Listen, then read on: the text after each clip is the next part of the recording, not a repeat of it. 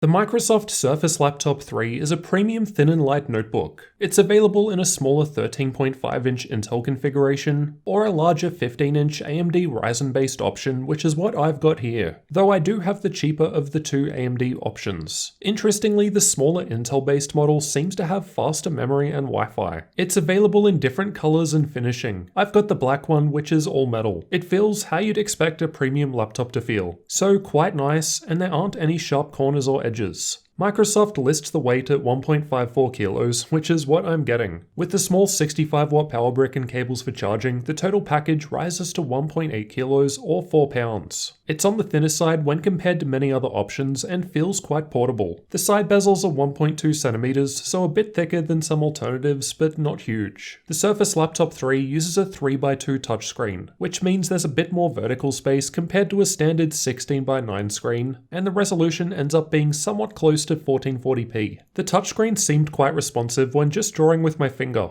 It didn't come with the Surface Pen, but you can buy that separately. I've measured color gamut with the Spider 5 and got 95% of sRGB, 67% of NTSC, 72% of Adobe RGB, and 71% of DCI-P3. At full brightness, I measured the panel at 403 nits in the center with a 910:1 contrast ratio, so some fair results. There was basically no backlight bleed in this worst case, but this will vary between laptops and panels. There's almost no flex to the screen when intentionally trying to move it. The metal lid feels extremely sturdy. There was some chassis flex when pushing down hard, but for the most part it felt quite sturdy and I thought it felt solid during normal use. The laptop can be easily opened up with one finger. Despite feeling a little more back heavy, it felt fine sitting on my lap. It also turns on automatically when you open the lid, which makes sense. Chances are if you're opening it up, you want to use it. By default, closing the lid will put the laptop to sleep, and when you open the lid, it resumes from sleep extremely quickly. If you combine this with Windows Hello, it pretty much wakes up and logs you straight in, as the 720p camera is above the screen in the center.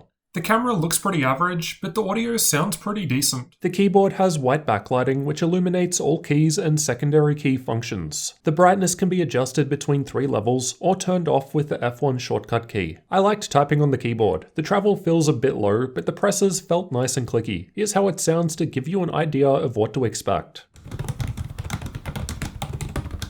I like that the function key locks on or off, so you don't have to hold it down if you want to use the F keys up the top. The only thing I didn't personally like, apart from the small arrow keys, was the power button near the backspace. But you can change the default action in Windows so that a mispress doesn't automatically put the machine to sleep. The Glass Precision touchpad was awesome. It clicks down anywhere, and the click just feels great. The overall size was good, and it just felt accurate and nice to use. Fingerprints show up on the matte black interior and lid, but as a smooth surface, they're easier to clean, and this shouldn't be an issue with the Alcantara finish. The touchscreen shows fingerprints too due to the glossy finish, but again, easy to clean. On the left from the back, there's a USB Type-A port, Type-C port, no Thunderbolt, but you can optionally charge it over Type-C, and 3.5mm audio combo jack. That's basically all there is. If you want more, you'll need to look into getting a dock. On the right, we've just got the power connector towards the back. The power connector can connect either way, and it uses magnets. So if you accidentally trip over the cable, it easily comes out without taking the machine with it. There's nothing going on over on the back or front. Both are just clean. Underneath is clean too. Literally nothing other than some rubber feet in the corners, which did a good job of reducing movement when in use on a desk. To get inside, you need to take out the feet, remove the screws underneath, and then pull the keyboard deck off, being mindful of the cable attaching the keyboard to the chassis. I haven't been able to do this as I didn't feel comfortable with the feet removal. It felt like it was going to be a destructive process. Inside, all you get access to in the way of upgrades is the M.2 SSD. The speakers are below the keyboard and sound above average with some bass. They don't get quite as loud as many others I've tested, but I think most people would prefer quality over loudness. Unfortunately, the latency mon results weren't looking ideal. The 15-inch Surface Laptop 3 is powered by a 46 watt-hour battery, and despite the smaller size compared to others, it's still able to last for over 6 hours in the YouTube playback test with keyboard lighting off, background apps disabled, and screen brightness at 50%. At idle, it was cool to the touch. For context, most laptops I test are 30 degrees on the exterior at idle. With the CPU and GPU workload, a game in this case, it gets to around 40 and was only a bit warm to the touch. Not bad at all. Let's have a listen to fan noise.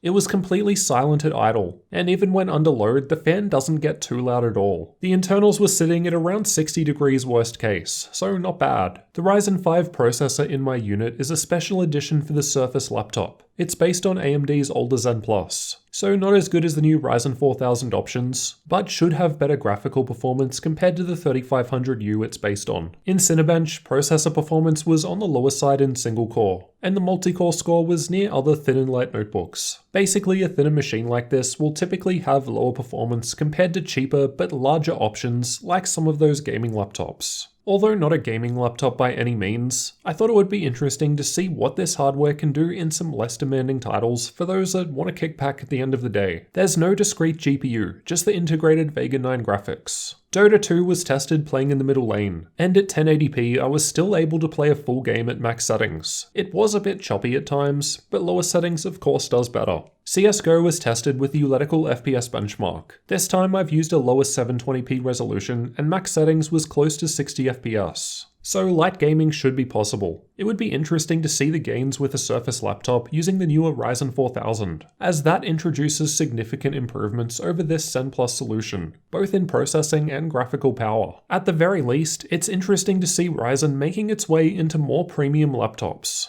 I've used Crystal Diskmark to test the 512GB SSD, and the speeds were alright, not super fast, but definitely decent. For updated pricing, check the links in the description, as prices will change over time. At the time of recording, in the US, we're looking at $1,600 for the configuration I've tested here. You can save $300 with half the memory, but it's soldered and not user upgradable, so you'll have to decide how much you need from the start. With lower specs, the 15-inch config currently starts at $900, but the smaller 13-inch Intel-based option seems to go for less. Meanwhile, here in Australia, the exact configuration I've looked at is 2,800 Australian dollars. But again, there are cheaper and more expensive options. I think the Surface Laptop 3 is going to be a great option for those that need a portable machine for work use. Content creators and gamers will probably want to look elsewhere for something with more powerful discrete graphics. But for other less resource-heavy tasks, it's got a lot of well-implemented features on offer. The touchscreen works well and looks good, and the 3:2 aspect ratio gives you more vertical screen real estate. The touchpad was awesome, keyboard was good, and the overall build quality felt great. I liked the smooth clean metal finish, and the whole thing just feels well built. The battery life was decent given the smaller size when compared against others I've tested, and you can optionally charge with Type-C or the dedicated port on the right. As a smaller and thinner device though, there's not much in the way of port selection. You could of course use a dock, but it's a bit unfortunate that there's no Thunderbolt included. I was actually considering the smaller 13-inch model late last year when I was looking for a new smaller laptop for travel. It was a bit more expensive than what I was personally looking for, but if you're willing to pay the price, I think you'll be pretty happy with the experience on offer with the Surface Laptop 3.